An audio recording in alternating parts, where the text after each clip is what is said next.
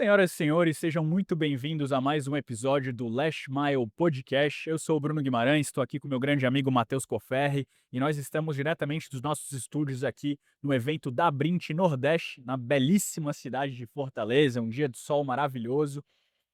Queremos mais uma vez agradecer aí ao Breno, todo o time da Brint, time de organização, por esse evento que está sinceramente incrível. Reencontrando aí grandes amigos, né, tendo Muito conteúdo bom. de primeira qualidade. Mas agora, sem mais delongas, vou passar para o Coferre apresentar o nosso convidado de hoje, que vai trazer um tema um tanto quanto polêmico, Esse mas muito importante para os provedores, né, Coferre? esse tema aí, eu acho que é o tema do momento do setor, né, todo mundo quer saber como é que tá, como é que vai ficar. Mais uma vez agradecer à Brit, ao Bruno aqui, a esse espaço maravilhoso que a gente está tendo aqui. E ser o podcast oficial realmente é um prazer para nós Com conseguir certeza. conversar com esses grandes nomes do setor, e aqui dentro, aqui direto, beber direto na fonte, né, do conhecimento. Primeira mão. Primeira mão. A gente está aqui hoje com o Marcos, que ele é o superintendente substituto de fiscalização da Anatel. Ele vai falar sobre vários temas aqui importantes para o setor de telecomunicações. Obrigado, Marcos, por aceitar o nosso convite. É uma satisfação estar falando contigo. Obrigado pela oportunidade e pelo convite. Estamos à disposição. Legal, Marcos. Para começar aqui já, conta um pouquinho de quem é o Marcos, né? Quanto tempo está na Anatel, quais as atribuições ali, as funções que você atua hoje lá para a gente começar esse bate-papo. Estou na Anatel desde 2015, sempre trabalhei na fiscalização. Hoje eu estou no gabinete da superintendente de fiscalização, a Leia Teles, que infelizmente não pôde estar aqui porque ela está em outro compromisso.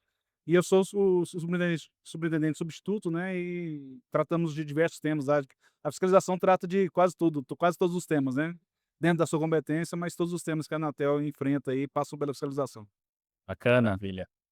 Bom, e Marcos, acho que para a gente começar já indo direto ao ponto, né, Coferre, sem Já fazer ali muito suspense. na pergunta bombástica, né?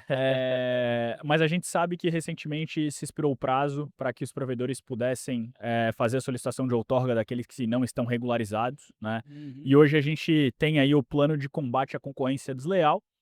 E eu queria que você pudesse falar um pouco sobre esse plano, o que que vocês têm de números, em que estágio que está, se já começaram as fiscalizações, vai começar, o que que o provedor pode esperar. Acho que a gente pode entrar um pouco nesse tema para trazer à tona para o provedor o que que a Anatel está fazendo agora que se expirou o prazo, né. Bom, primeiro assim, eu queria dar só um contexto de como que a gente chegou aqui, né? Total, é A importante. gente, a Anatel é muito grata pela parceria que a gente tem com os pequenos provedores, né, e as associações de pequenos provedores. A Anatel nasceu com a missão de levar a universalização do serviço de telecomunicações, levar o serviço para todo mundo. E isso só foi possível se a gente chegar no ponto que a gente está, de estar quase universalizado. Ainda tem alguns bolsões, né, que sem conectividade, mas estamos quase universalizados graças ao trabalho dos provedores. Então essa parceria, né, ou o trabalho desses que eles enfrentaram para levar a conectividade de todos os cantos foi muito importante. Só que a situação que a gente tem hoje é que a gente não tem mais aquela situação de você chegar e só ter mato, né? Não ter mais conectividade, só ter rádio. Então, em mesmo lugares remotos, você tem dois, três competidores atuando. E para que essa competição seja saudável, ela precisa ser leal. Então, a gente identificou que existem alguns problemas, na forma como o serviço está sendo prestado por alguns provedores, e para proteger quem atua direito, né, a gente precisa tomar essas medidas para que a competição seja leal. Então, por exemplo, para possibilitar essas medidas, a gente extinguiu aquela possibilidade de dispensa de autorização, porque era quem tinha até 5.000 acessos e não usasse radiofrequência licenciada, né, não precisaria ter um outorga, mas agora, essa inexigibilidade foi suspensa da outorga, né. Então, acabou o prazo no mês passado, dia 29 de outubro, né, para as prestadoras requererem outorga, e a partir de agora a gente vai atuar na fiscalização de quem não tem outorga, de quem, usa recursos, contra a concorrência para prestar o serviço, como, por exemplo, não tem os contratos de poste com as operadoras, ou prestam serviço associado, por exemplo, distribuição de canais piratas, né? Ou não cumprem com os tributos adequadamente, ou não informam a Anatel sobre os acessos. Então, todas essas obrigações vão ser observadas para que todo mundo tenha essa regularidade na prestação de serviço e que o mercado seja saudável e possa ter uma competição saudável entre as diversas prestadoras. Legal, Marcos.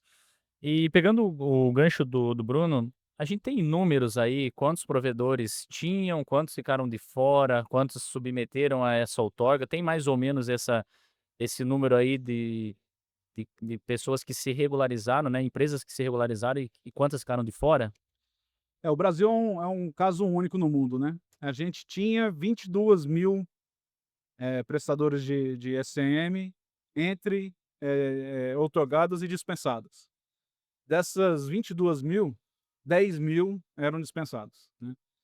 Inclusive, é um fato engraçado, a gente teve um workshop junto com o pessoal da Arábia Saudita esses dias, né? Eu perguntei para eles: "Quantos provedores vocês têm?" Eles: 500.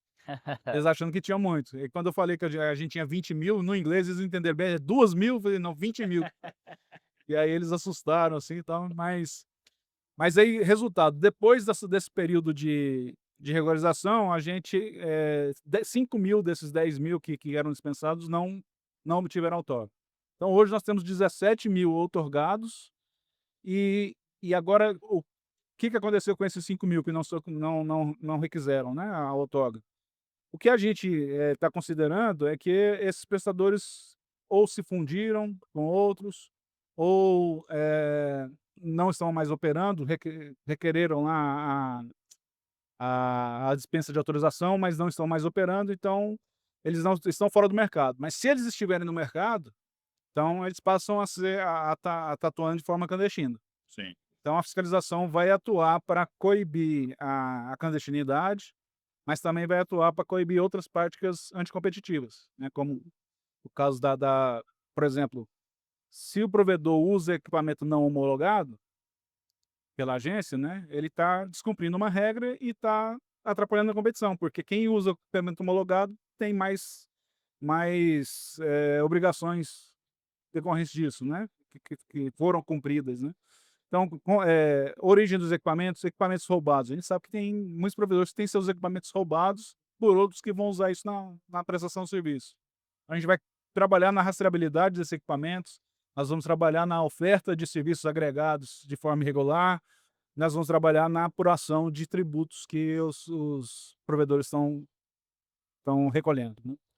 Marcos, e deixa eu te fazer um questionamento. Vamos supor que, infelizmente, eu sou um provedor clandestino, que eu não estou com a minha parte regulatória em dia e a Anatel ficou sabendo. O que pode acontecer de fato com o meu provedor? Quais são as eventuais consequências que eu, como sócio de um provedor clandestino, eu posso sofrer e a minha empresa também? É. Vamos considerar que, a partir do princípio que você não ficou sabendo, né, do plano de Com certeza. regularização ou que teve alguma dificuldade, minha sugestão é: entre com o processo de regularização o mais rápido possível, né. As associações de provedores estão aí para dar o apoio, né. Eu conversei hoje com o pessoal da Abrint, a Abrint está à disposição aí dos provedores para dar esse apoio, e entrem com o processo o mais rápido possível, porque a prestação de serviço clandestina de telecomunicações é crime previsto em lei, né. Se você for lá na Lei Geral de Telecomunicações, né, está previsto lá que você não pode prestar e que existe até uma pena de reclusão se você prestar o serviço sem autorização. Então a fiscalização flagrando a prestação de serviço sem autorização, o serviço vai ser interrompido, os equipamentos vão ser apreendidos e os responsáveis vão ser denunciados. Então, para evitar para o Ministério Público, né, para evitar esse tipo de situação, é necessário que os provedores obtenham a outorga. Entendi. Legal. Eu acho que uma curiosidade, acho não, tenho certeza que uma curiosidade é como que vai ser fiscalizado, né? A gente Exatamente. falou das consequências, obviamente, aqui, né? Até plausível de prisão, né? Como você mesmo disse. Mas o pessoal deve estar se questionando como que eles vão fiscalizar, né? Então, começa da onde? Se começa fiscalizando lá a operadora que vende um trânsito IP, você fiscaliza, bate lá na porta do provedor e pede os documentos. Acho que como que funciona, para o pessoal que não entendeu ainda como é que funciona a fiscalização, na prática desse provedor que deixou de se legalizar e deixou de tirar a licença? E se já começou essa fiscalização ou não, né? A fiscalização já começou, a gente trabalha de forma a ter uma abrangência maior com os recursos, né, otimizando os recursos.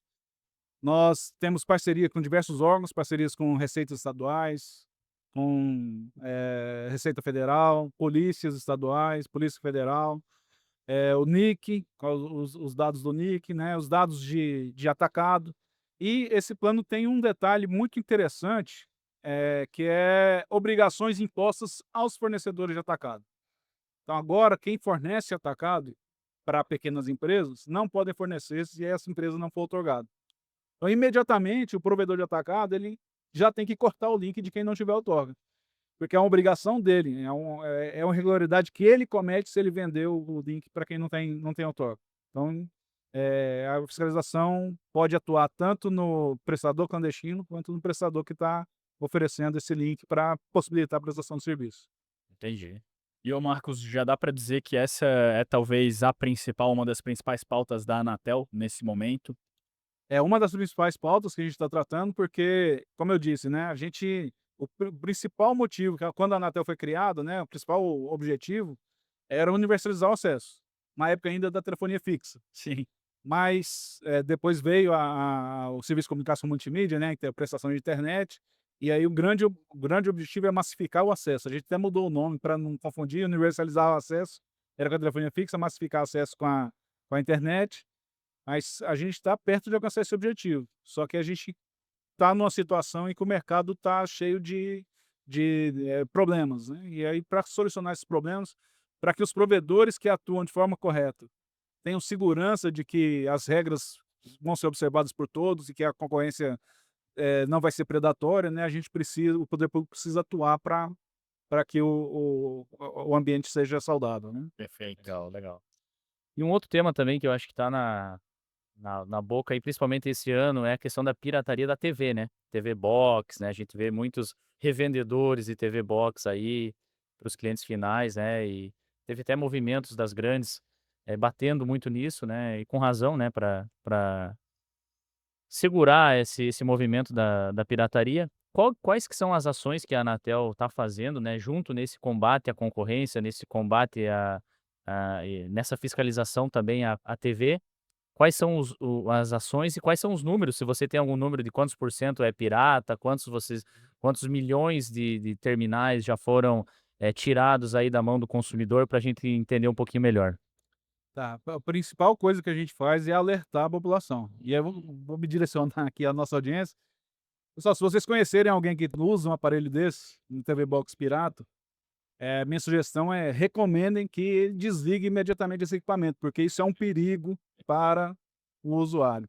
A gente já identificou equipamentos desses que têm embarcado softwares maliciosos, malwares, que dão acesso à rede doméstica ao criminoso, que permitem ao criminoso cometer crimes usando a rede doméstica do usuário, entendeu? Então, foi detectado um malware chamado Badbox 2.0, que cria uma rede. Essa rede pode ser usada para cometimento de diversos crimes, por exemplo, proxy residencial, que é quando o criminoso usa a sua rede para Sim. cometer crimes do tipo pedofilia ou coisas piores, né? Então, ele está cometendo com o seu IP, né? Se a polícia for investigar, ele vai chegar em você, né?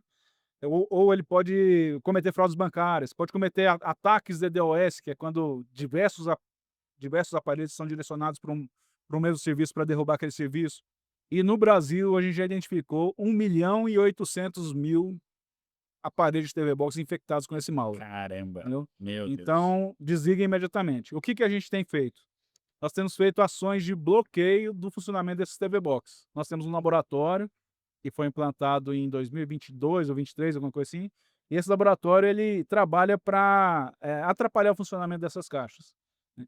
Como a gente não consegue inviabilizar o funcionamento de forma contínua, a gente atua em momentos de maior movimento, né. Eu brinco que normalmente a gente tenta atrapalhar o jogo do Flamengo, me desculpem os flamenguistas, mas aí a gente atua para bloquear, para que o serviço deixe de ser interessante, né, e que os prestadores de conteúdo aí regulares, né, possam concorrer de forma saudável também no oferecimento desse serviço. Então essas caixinhas são uma grande preocupação, além da gente combater, porque é competência da Anatel homologar essas caixinhas. Existem caixinhas que são autorizadas, que têm homologação. Na página da Anatel tem a relação de caixas que são homologadas, que podem operar, e a gente combate tanto a comercialização, já apreendemos junto com a Receita Federal milhões de caixinhas, né? E combatemos então o comércio e também o funcionamento delas. E além disso, nós temos parcerias com a Ancine, né? Temos um acordo de cooperação com a Ancine para bloquear também o serviço de streaming ilegal. Aí já a competência da Ancine, ela tem a competência por definir, né? Determinar o bloqueio, e nós da Anatel temos a capacidade de operacionalizar. Então essa parceria visa isso, né? Legal. Ajudar nesse combate. Muito Fico bom. pensando no nível de complexidade, né? Meu Porque Deus. uma coisa que também as pessoas elas não se tocam é que elas estão dando é como se elas mantivessem a porta da casa delas aberta para qualquer um entrar e fazer o que elas quiserem. Dá para ter acesso a dispositivos IoT, então daqui a pouco câmeras, outros aparelhos, acesso a dados pessoais. Então realmente assim, as pessoas não sabem o mal que elas podem estar causando para A regra é aquela, né? Se é de graça, o produto é você. É isso aí, Hum. é isso aí. E ô Marcos, e só para a gente também já começar a encaminhar para o final, mas a gente sabe que tem uma série de ataques, podemos dizer assim, que a Anatel tenta defender, né, não só o mercado, mas também o usuário da internet. E as bets ilegais? A gente sabe que isso está virando uma febre, né, aqui no Brasil. Tem algo que a Anatel pode fazer, seja no nível de recomendações, ou seja também tendo algum tipo de trabalho técnico, parcerias, porque além da pirataria, a gente sabe que isso é um problema que, querendo ou não, mexe no bolso diretamente do cidadão, né? Nós também temos um acordo com o Ministério da Fazenda. A Anatel não tem competência para atuar sobre bets legais, mas o Ministério da Fazenda tem. Então, da mesma forma que a gente fez com a Ancine, também assinamos um acordo de cooperação com o Ministério da Fazenda. O Ministério da Fazenda identifica os alvos que devem ser bloqueados e a Anatel operacionaliza esse bloqueio. E a gente deve evoluir isso. A gente o acordo prevê a criação de um laboratório.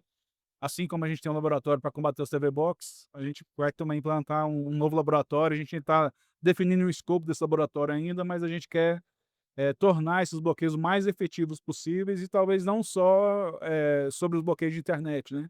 Tentar buscar outras formas de coibir o funcionamento das bets legais, mas, de novo, é uma parceria nossa com o Ministério da Fazenda que trata desse assunto. Perfeito. É legal.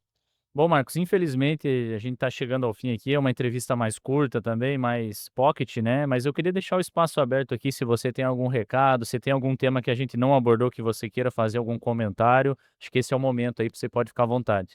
Eu agradeço aqui pela janela que vocês abriram, né, por essa oportunidade. A Anatel é um órgão da sociedade que trabalha para manter, levar a internet para todo mundo e para manter o setor de telecomunicações, né, em crescimento, de forma saudável, né, com competição, com preços baixos, preços acessíveis. E a gente vai continuar fazendo esse trabalho. Contamos com a colaboração de todos os pequenos provedores, dos usuários, para que todos tenhamos um ambiente saudável no setor de telecomunicações. Legal, Marcos, obrigado, parabéns pelo trabalho, desejo sucesso para você e todo o time da Anatel aí. Perfeito. Obrigado mais uma vez, Marcos. Obrigado também à nossa audiência. Não esqueçam de ativar o sininho, curtam aqui o episódio, inscrevam-se no canal, compartilhem também aí com os colegas, É principalmente do setor de telecom, e a gente se vê no próximo episódio do Last Mile Podcast. Até a próxima.